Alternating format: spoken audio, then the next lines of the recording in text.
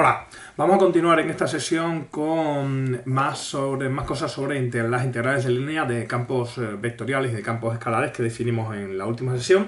Voy a recordar cuál es la situación. Recordar que lo que tenemos básicamente va a ser siempre una curva, una función definida en un intervalo AB, que podría ser todo en la recta real con valores en Rn. Este Rn típicamente va a ser n igual a 2 o n igual a 3 en los casos habituales, aunque podría ser cualquier espacio. Y luego vamos a tener bien funciones escalares, es decir, funciones de Rn en R, o bien funciones vectoriales de Rn en Rn.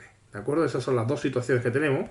Y hemos definido dos conceptos que son integrales de línea, pero en un caso de campos escalares y en otro caso de campos vectoriales. Entonces, las integrales de campos escalares, se llama también integral de trayectoria, integral respecto de la longitud de arco. La definición es sencillamente la integral en el dominio de definición de los parámetros de la composición de sigma con f, es decir, los valores de f sobre sigma, multiplicado por la norma del vector velocidad, lo que es la longitud de arco. ¿De acuerdo?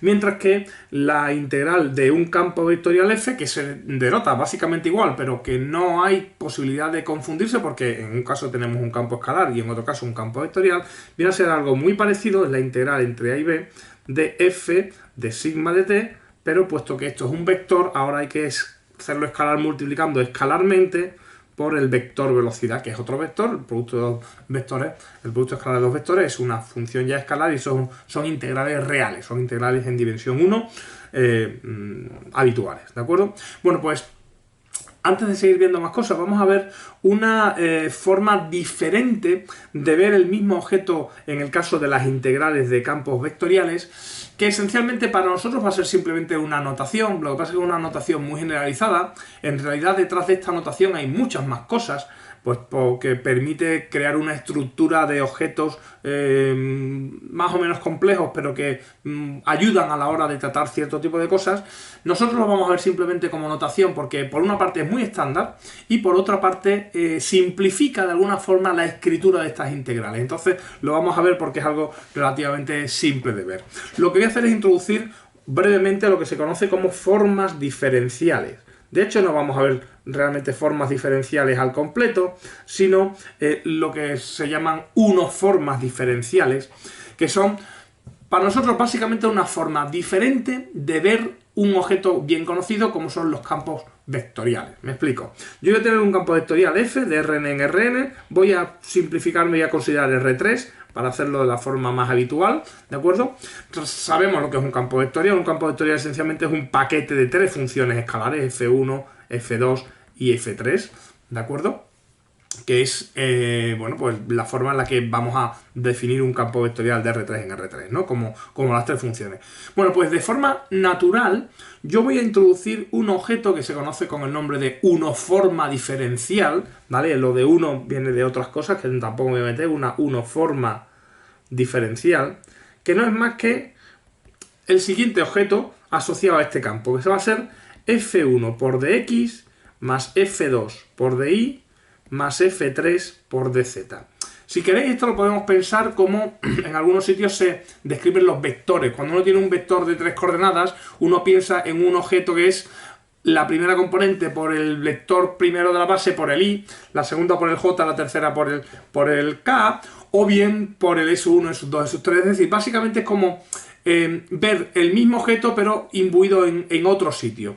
A mí simplemente me interesa entenderlo como un objeto de notación, así como por ejemplo la de x es habitual que aparezca en las integrales, puesto que bueno, pues siempre es una forma de notación pero que ayuda luego cuando uno cambia variables, pues algo por el estilo, ¿de acuerdo? Sucede aquí. Yo voy a usar una asociación entre un campo escalar y un objeto que se escribe de esta forma, que es lo que yo llamo una unoforma diferencial, ¿de acuerdo? De manera que si yo tengo un objeto de esta forma, siempre puedo encontrar el campo, y si tengo un campo, pues siempre puedo encontrar la unoforma. Es, insisto, como otra forma de escribirlo, ¿de acuerdo?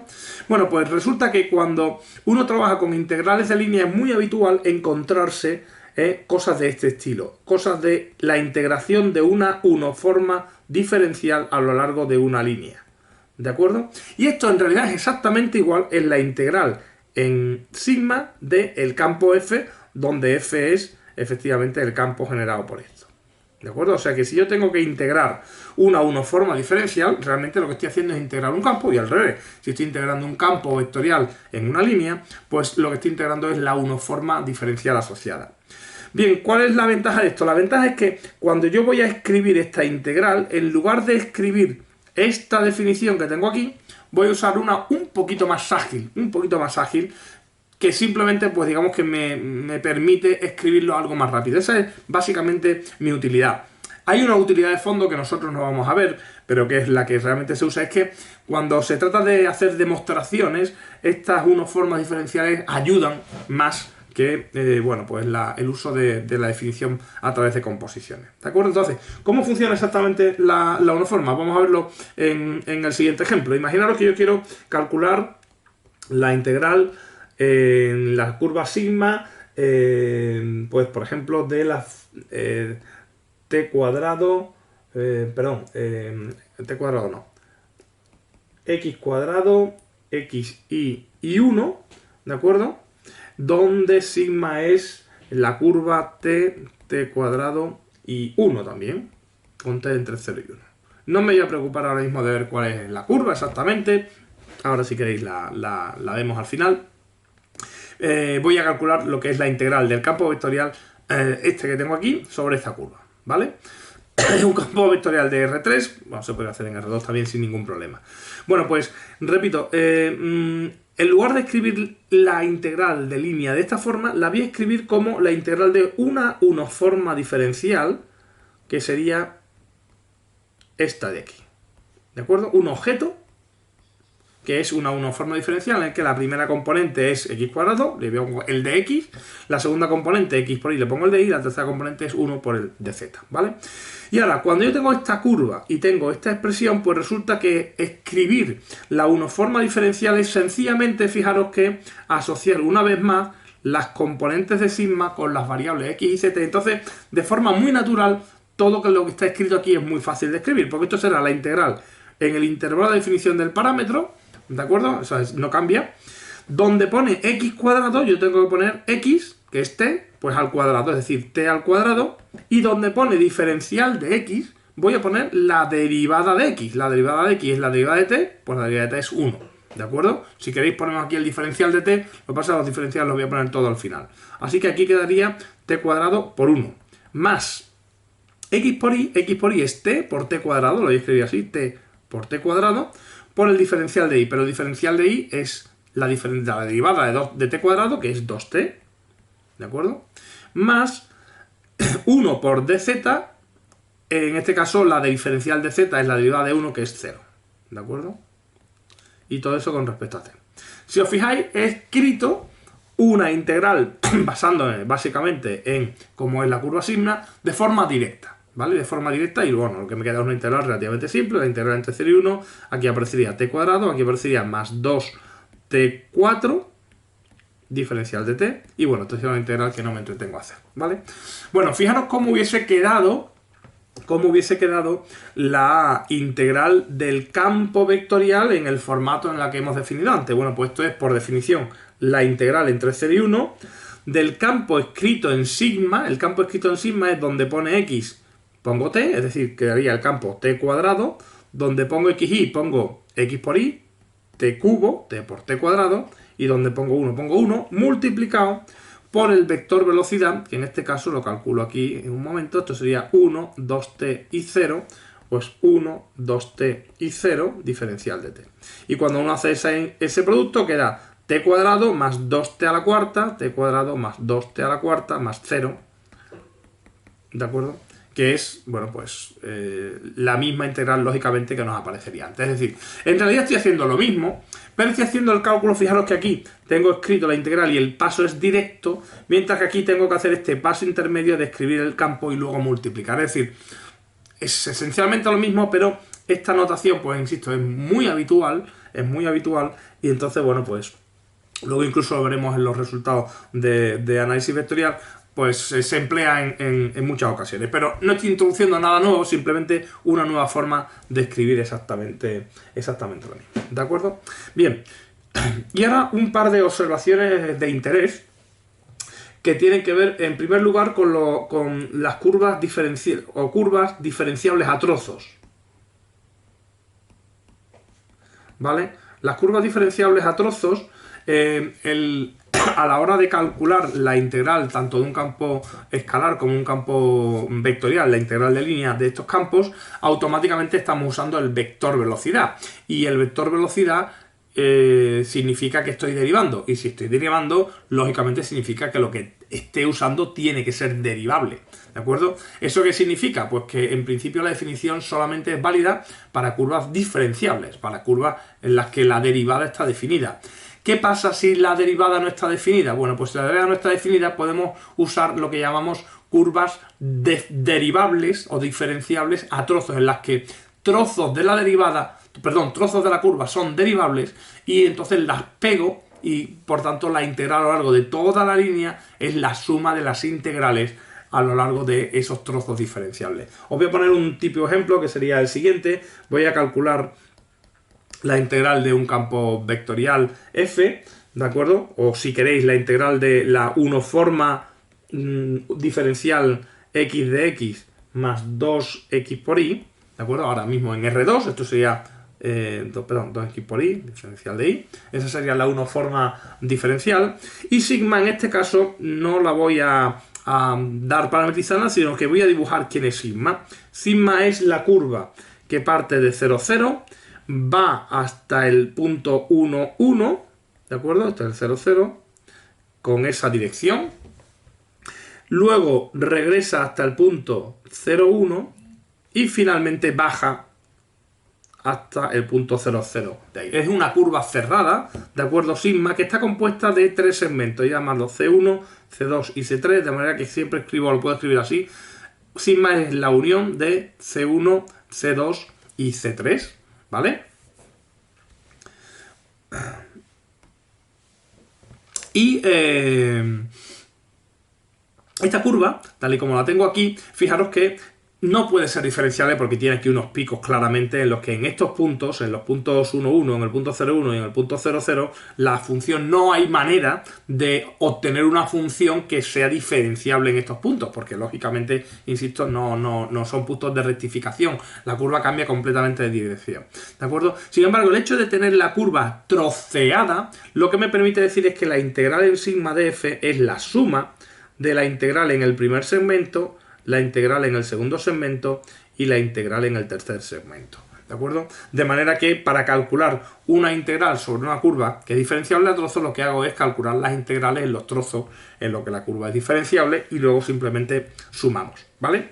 Bueno, pues voy a hacer el cálculo en este caso, es sencillo de hacer porque además nos va a permitir, nos va a ayudar a la hora de parametrizar este tipo de curvas, ¿vale?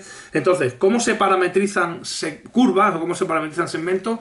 Vamos a ir viéndolo poco a poco, cómo parametrizamos cierto tipo de curvas. Podemos usar algunas de las ideas anteriores, pero en este caso voy a usar un truco muy sencillo porque siempre que tenemos un trozo de recta, pues bueno, es relativamente sencillo parametrizar, ¿eh? Se puede hacer buscando cuál es la recta que une estos dos puntos y luego ajustar los parámetros, encontrar las ecuaciones paramétricas y ajustar los parámetros para que me dé exactamente lo que quiero. Pero cuando tengo un segmento como este, es mucho más rápido hacer la siguiente operación, ¿de acuerdo? Voy a parametrizar C1 con lo que voy a llamar sigma 1 y esto es tan simple como coger lo siguiente. Voy a coger los puntos inicio y final de la curva, el 0, 0 y el 1, 1, y voy a crear una combinación de ellos muy sencilla que me da exactamente los puntos. Y la combinación es la siguiente: voy a multiplicar 1 menos t por el primero más t por el segundo, ¿de acuerdo? Fijaros que cuando t está entre 0 y 1, ¿vale? Para t igual a 0 automáticamente, cuando t es 0, esta parte de aquí se va y aquí me queda 1, es decir, para t igual a 0 me sale el punto 0, 0, que es el que tengo, y para t igual a 1, 1 menos 1 sería 0, este punto se va, y para t igual a 1 me sale el segundo. Es decir, esto es un objeto lineal, claramente, porque estoy empleando t lineal, que va del 0, 0 al 1, 1. Bueno, pues un objeto lineal que va del 0, 0 al 1, 1 es la recta, es el segmento que va del 0, 0 al 1, 1. Ahora simplemente aquí lo que tengo que hacer es reescribir la curva como una parametrización, entonces simplemente sumo, aquí es 0, 0 por lo que sea es 0, más 1, 1 por el t, por el t es tt, ¿de acuerdo? Por lo tanto, la curva sigma 1 de t sería tt con t entre 0 y 1. Vamos a hacer lo mismo con la curva sigma 2, que sería el segmento t2, ¿vale? En este caso va del 1, 1 al 0, 1, pues lo escribo igual. Cojo el primero por 1 menos t, más el segundo por el t, ¿de acuerdo? En este caso 1 menos t por 1, 1, más t por 0, 1, y aquí hago la cuenta. En este caso os queda 1 menos t, más 0t. Y esto sencillamente es 1 menos t más t, que es 1. Entonces el segmento es la parametrización 1 menos t, 1, con t entre 0 y 1. ¿De acuerdo? Siempre t entre 0 y 1 porque es lo que hace que empecemos un punto y terminemos otro. Además, fijaros que se está recorriendo en ese sentido. Para t igual a 0 genero el punto 1, 1 y para t igual a 1 genero el punto 0, 1. De esa forma estoy recorriendo la curva en el sentido correcto.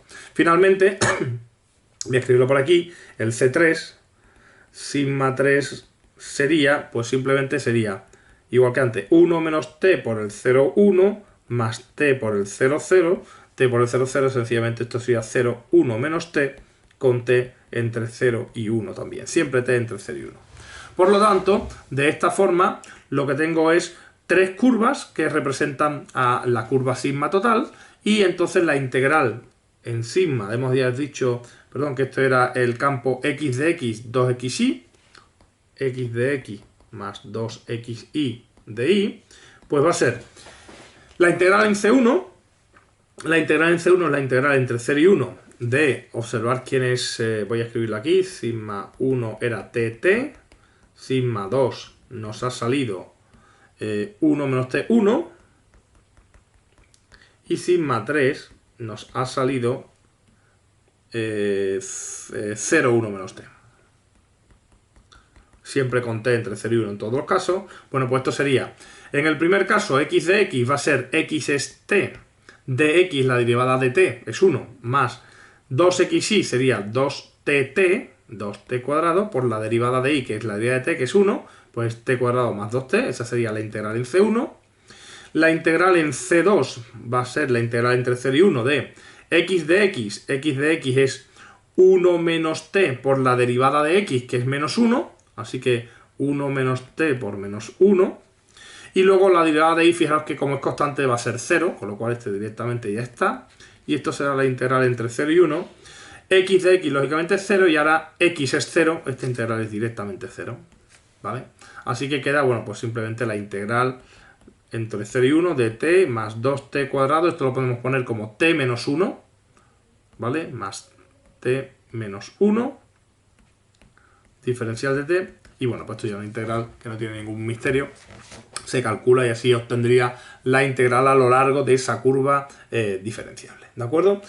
Bien, esa es la primera observación que quería hacer. Hay una segunda observación, ¿de acuerdo? Que más adelante la usaremos también en algún momento peculiar. Ahora vamos a ver que en algunos casos puede ser interesante, y que es la siguiente, y es la relación que existe entre la integral de un cierto campo vectorial, ¿de acuerdo?, y un cierto campo escalar. Entonces, la relación la voy a escribir del siguiente modo. Fijaros, esto por definición es la integral entre a y b de f en sigma de t escalarmente multiplicado por el vector sigma prima de t, que sabemos que es el vector velocidad.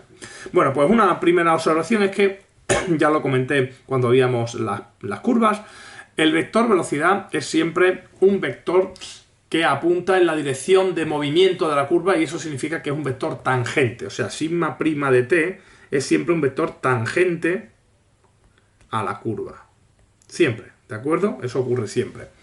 Y eso significa que si yo considero el vector sigma prima de t dividido entre la norma de sigma prima de t, esto es lo que llamamos el vector t mayúscula, que es el tangente unitario.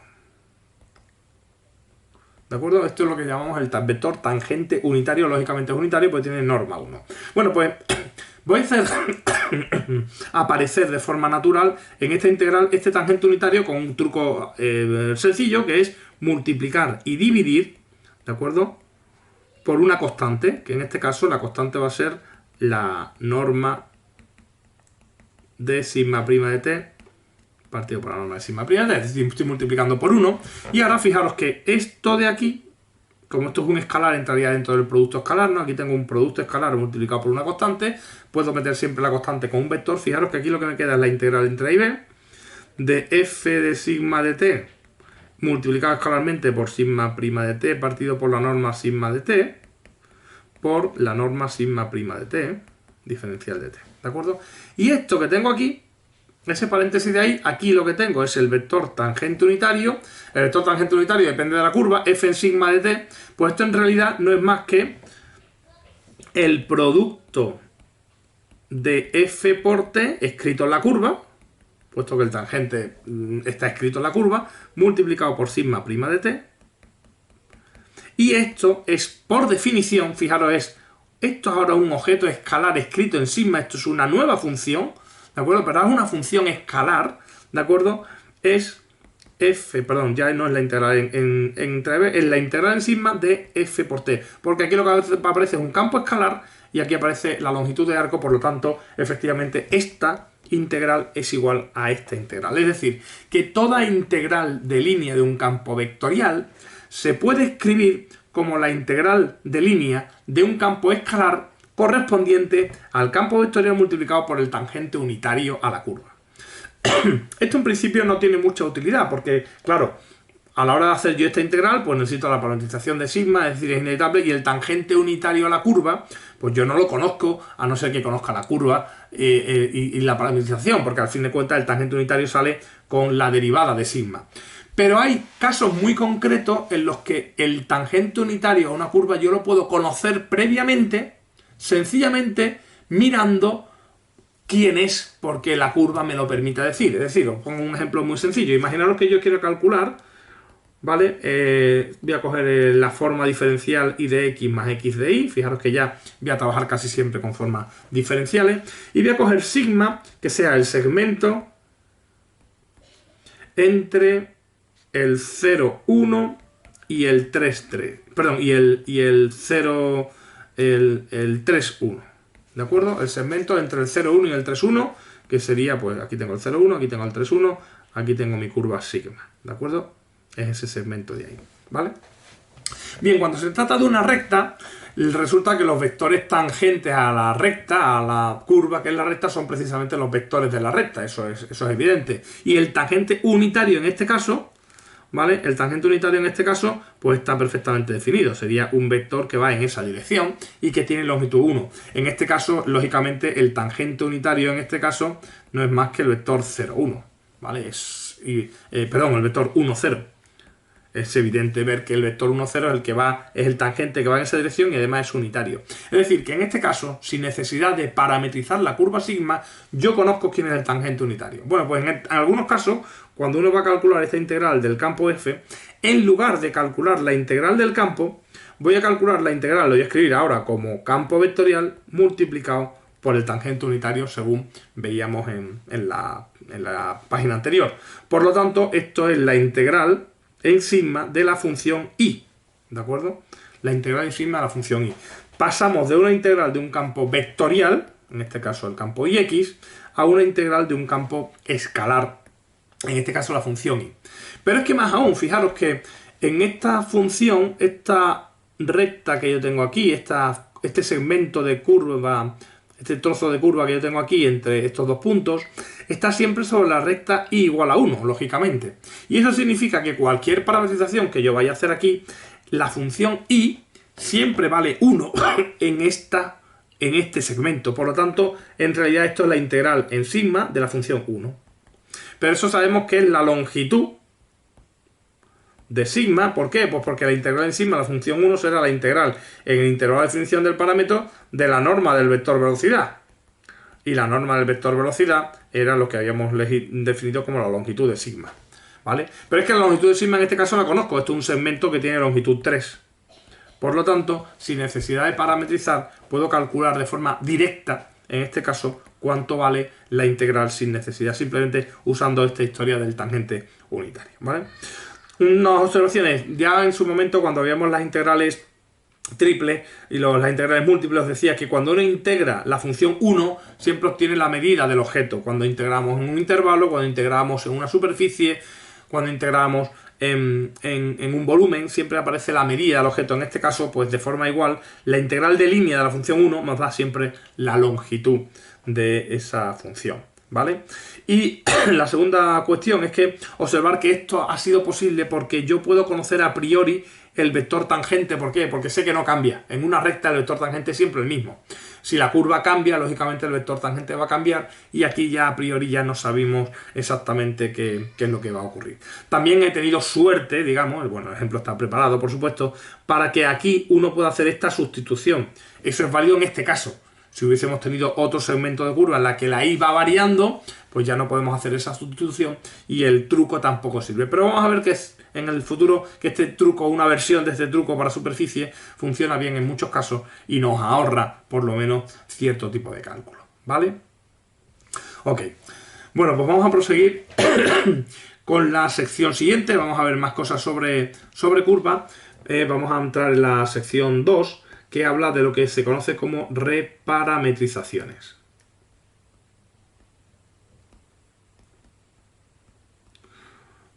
Y es que vamos a comentar un hecho que de momento estamos saltando por encima, pero que hay que verlo con calma, y es el siguiente. Hemos visto que uno puede definir la curva, una misma curva, de distintas formas, ¿de acuerdo? Uno puede definirla de distintas formas. Por ejemplo, voy a hacerlo en un caso sencillo. Vimos que la circunferencia unidad, ¿de acuerdo?, se podía escribir de esta forma, coseno de t, seno de t, con t entre 0 y 2pi, pero del mismo modo, voy a coger aquí una, llamo sigma 1, y voy a coger aquí una sigma 2, que va a ser coseno de 2t, seno de 2t, con t entre 0 y pi, en este caso. Bueno, pues esto ya lo vimos en su momento. Esto daba una curva que era la misma curva recorrida a doble velocidad. Como he tardado la mitad de tiempo en recorrerla, pues esencialmente estoy recorriendo la misma curva, ¿de acuerdo? Así que aquí tengo lo que llamo dos reparametrizaciones o dos parametrizaciones de la misma curva. La cuestión es muy sencilla. Yo acabo de definir integrales de línea. ¿Cómo afecta a una integral de línea el hecho de que yo considere una curva u otra curva? ¿De acuerdo? ¿Es lo mismo? ¿Va a salir lo mismo? ¿No? ¿En qué casos? ¿Qué es lo que se puede decir? Entonces voy a formalizar primero lo que se entiende por una reparametrización, es decir, cómo yo sé que esto efectivamente es la misma curva, porque aquí lo hemos visto de forma intuitiva, hemos dibujado la curva, hemos visto que esencialmente es lo mismo, pero hay que aclarar exactamente cuándo va a ser lo mismo y cuándo no va a ser lo mismo. Entonces necesito una definición un poquito más técnica que me va a permitir decir exactamente cuándo estoy hablando de una reparametrización, ¿vale? Entonces, voy a considerar primero, voy a considerar h de i en lo que llamo i1, ¿de acuerdo? Una función diferenciable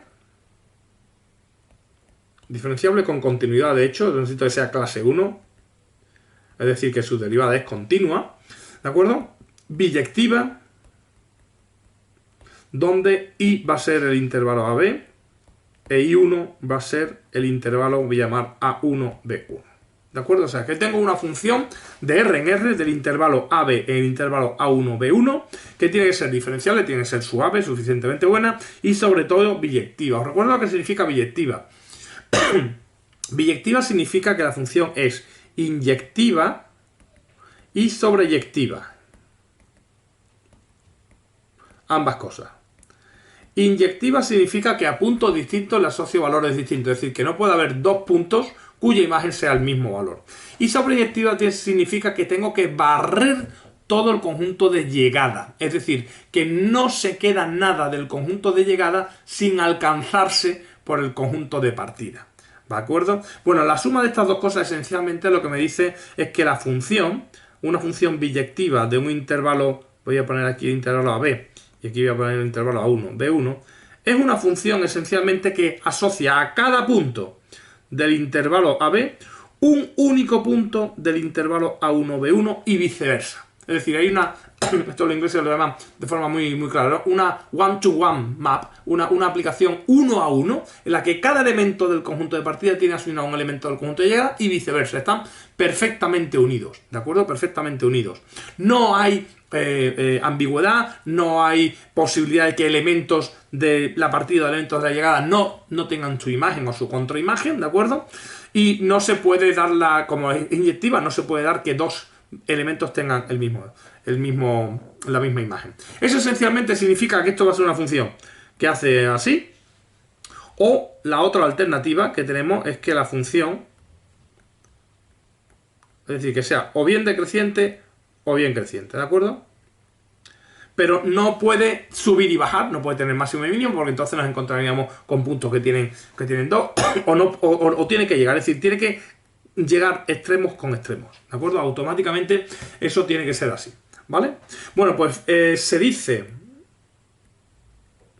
que la composición de H con sigma, que fijaros, bueno, voy a poner aquí que dada sigma, voy a escribirlo bien, perdón, dada una curva sigma, diferenciable por supuesto, sigma de A1, B1 en R, ¿de acuerdo? Una curva sigma de A1, B1 en Rn, perdón, una curva. Entonces se dice que la composición de H con sigma, fijaros que esta composición parte de AB, gracias a H llega a A1, B1 y gracias a sigma llega otra vez a Rn, por lo tanto esto es una función de AB en Rn, esto lo voy a llamar ρ, por ejemplo, ¿de acuerdo? Bueno, pues se dice que esta curva, que vuelve a ser una función, es una reparametrización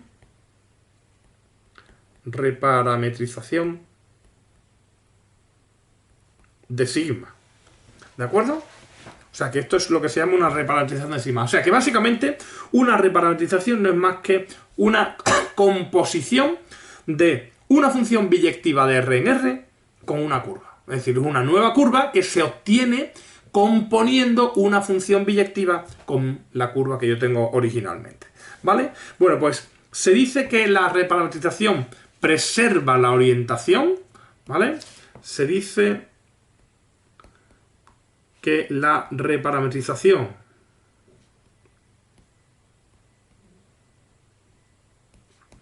preserva la orientación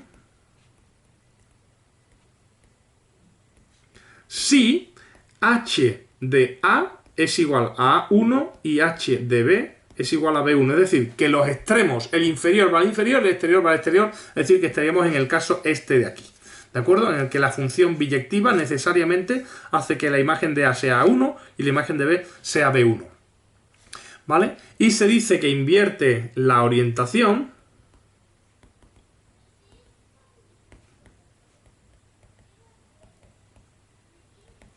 si H de A es B1 y H de B es A1, que es precisamente la situación que tengo aquí.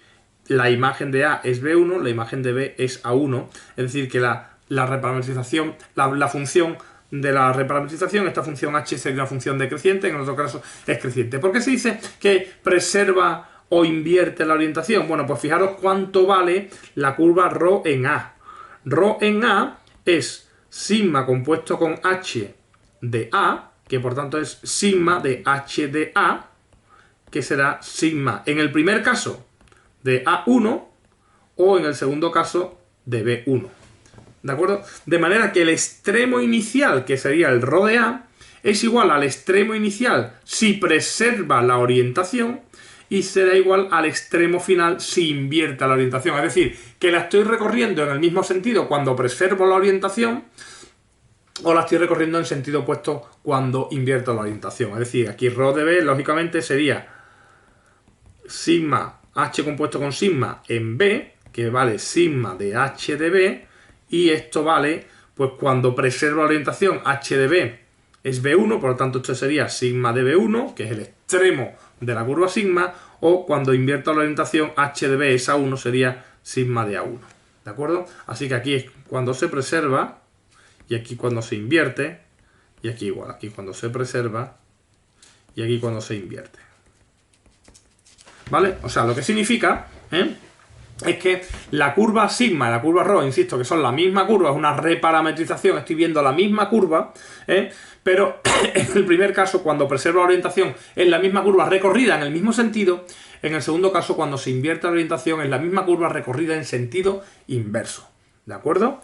Eso es lo que llamamos una reparametrización, que preserva la orientación o que invierte la orientación. Y como digo, la reparametrización no es más que una función, ¿de acuerdo? Una función biyectiva. Es lo único que necesitamos, que sea una función biyectiva. Daros cuenta de que en realidad ρ, que es h compuesta con sigma, ¿de acuerdo? En t, recordad que esto es ρ de t, esto es sigma en h de t. De alguna forma lo que hemos es cambiado la variable t por una nueva variable. Es como una especie de cambio de variable, pero tengo que hacer un cambio de variable que sea con unas condiciones. Y la condición es que ese cambio de variable corresponda a una función biyectiva. ¿De acuerdo? Vamos a ver algunos ejemplos para que aprendamos a conocer estas reparametrizaciones, aunque en la práctica son muy intuitivas. Es decir, la idea de una reparametrización es que yo tenga la misma curva recorrida o bien en el mismo sentido o bien en sentido inverso, pero no de forma extraña, es decir, no pasando dos veces o cosas de ese estilo. Es decir, tiene que hacer exactamente lo mismo. Lo único que va a cambiar es la velocidad, en definitiva. Es decir, la forma de recorrer la curva va a ser más rápida o más lenta en función de esa función h de t, pero no todo se recorre, todos los puntos se recorren de igual modo, digamos, ¿no? Entonces, vamos a ver aquí algunos ejemplos. Ya antes había puesto el ejemplo anterior del coseno de t, seno de t con t entre 0 y 2pi, y había cogido el del coseno de 2t, seno de 2t con t entre 0 y pi, ¿vale? Voy a coger aquí una sigma 3 que va a ser el coseno de menos t partido por 2, seno de menos t partido por 2 con t entre 0 y 4pi, ¿vale? El sigma 4 de t lo voy a poner como el coseno de menos t y el seno de menos t con t también entre 0 y 4pi, ¿vale? Y el sigma 5 de t es el seno de 2t y el coseno de 2t con t entre 0 y pi. ¿De acuerdo? Y voy a ir analizando cada una de estas curvas que tengo aquí para ver si son o no reparametrizaciones unas de otras y a ver cómo podemos hacer esto. ¿De acuerdo? Entonces, la primera, la de referencia, va a ser el coseno de t, seno de t, porque fijaros que es relativamente sencillo obtener la segunda, es decir, sigma 2 es sigma 1, es h compuesto con sigma 1, donde h de t lógicamente es 2t. ¿De acuerdo? Si yo compongo sigma 1 de t, compongo h con sigma 1 de t, pues lógicamente será el coseno de 2t, seno de 2t, es decir, que de esta forma obtengo la misma función. Ahora lo que tengo que ver es si esta función h de t corresponde exactamente a una función biyectiva que junte los intervalos estos que tengo aquí. Fijaros que h tiene que ir del intervalo 0pi al intervalo 0,2pi. ¿De acuerdo?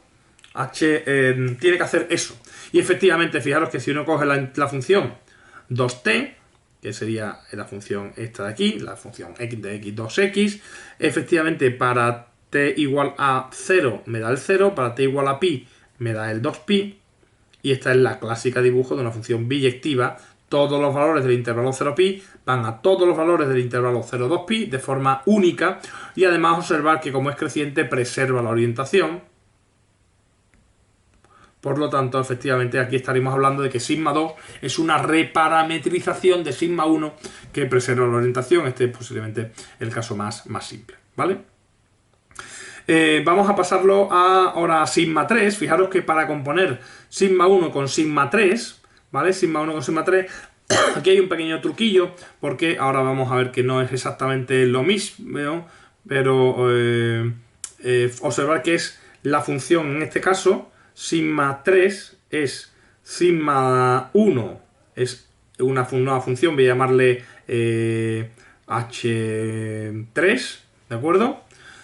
Sí, es la composición de sigma 1 h3, donde h3 lógicamente tiene que ser menos t partido por 2, ¿de acuerdo? Menos t partido por 2.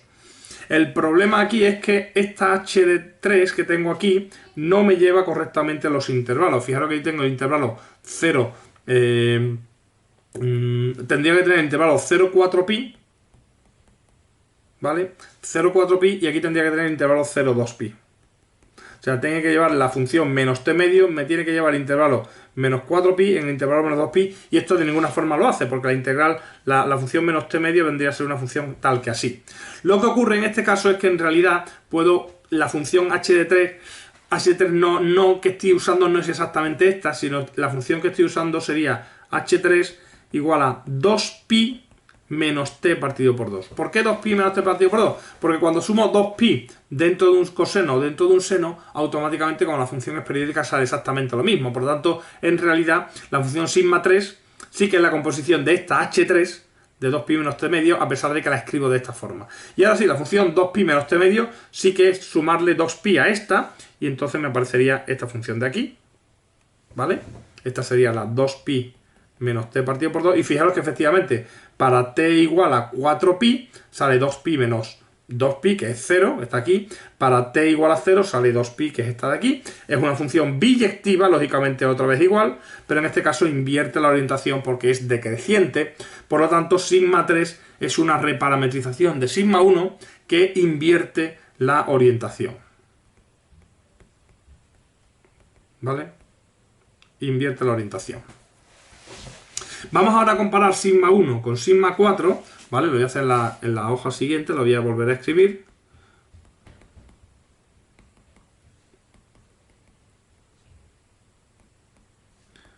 Sigma 4 era la función coseno de menos t, seno de menos t, con t entre 0 y 4pi, ¿vale? Y aquí, fijaros que del mismo modo que antes, necesito escribir sigma 4 como una composición, voy a llamarla h4 con sigma 1, ¿vale? Para que esto funcione, h4 inicialmente parece ser la función menos t, pero voy a tener que volver a hacer exactamente lo mismo que antes, porque la función menos t no me lleva el intervalo 4pi en el 0,2pi. ¿Vale? No me lo lleva. Entonces, para que me lo lleve al 0,2pi, lo que voy a hacer es sumar, esta es la función menos t, sumar 2pi, porque otra vez igual la función h4 2pi menos t efectivamente es la misma, o sea, la composición es esencialmente la misma que en este caso. Es decir, si compongo h4 con sigma 1, resulta que el coseno de 2pi menos t y el seno de 2pi menos t es lo mismo que el coseno de menos t y el seno de menos t, por lo tanto, la función que tengo que usar es esta, y esta, fijaros, que es 2pi menos t, sería otra vez la paralela a esta por el 2pi, esta sería la función 2pi menos t, pero claro, la función 2pi menos t, fijaros que este es el intervalo 0,2pi, este es el intervalo 0,4pi. ¿Qué es lo que sucede en este caso? Pues lo que sucede en este caso es que no me está mandando el intervalo 0,4pi en el intervalo 0,2pi, ¿vale? Me lo está mandando a un sitio distinto, porque aquí hay puntos de aquí que no se van al intervalo, se están yendo fuera del intervalo. Es decir, esta función h4, que va del 0,4pi en el 0,2pi, no es biyectiva. ¿De acuerdo? No es biyectiva porque aquí hay puntos del intervalo 0,4pi que no van a parar al 0,2pi, es decir, la función no está definida aquí, está definida en un espacio, en un sitio más grande, y por tanto no es una función biyectiva. Lo que está pasando intuitivamente ya lo sabíamos, ¿no? Esto es la curva sigma 1, esto es la curva sigma 4, fijaros que es decreciente, está recorriéndose en sentido inverso, pero se recorre dos veces. De manera que no son la misma curva, porque no hay forma de establecer una función biyectiva que asocie una con otra, ¿de acuerdo? ¿Por qué? Pues porque no son la misma curva, no es una reparametrización. Una se recorre una vez y otra se recorre dos veces, y por tanto no hay posibilidad de unirlas, ¿de acuerdo? Y en el último caso, esta sigma 5 que tengo aquí, uno puede mirarlo y dice, bueno, pues estamos haciendo básicamente lo mismo que el sigma 2, ¿de acuerdo? Pero lo estoy haciendo correctamente en la mitad de tiempo, con el doble de velocidad. Aparentemente es la misma curva, sin embargo hay que tener cuidado aquí porque, si bien aparentemente es la misma curva, lo que pasa aquí es que, fijaros dónde empieza la curva sigma 5. Sigma 5 en el instante inicial es el punto 0,1, mientras que sigma 1 en el instante inicial es el punto 1, 0. Esto significa que no es la misma curva. Aunque intuitivamente aquí estamos haciendo lo mismo, en realidad estas curvas empiezan en sitios distintos y hacen cosas distintas, por lo que no son... Es imposible establecer una biyección. Las curvas tienen, para que sea una reparametrización, tienen que empezar o en el mismo punto o en el extremo, pero tienen que ir de extremo a extremo. No pueden empezar en otro sitio, a pesar de que la curva sea cerrada, pues sigma 5 no es una reparametrización. Esta sigma 4 vimos que tampoco, ¿de acuerdo? Y las otras tres, sí. ¿Vale? Bueno, pues en la próxima sesión veremos cómo afecta a las integrales de línea estas reparametrizaciones, ¿vale? Eso es todo.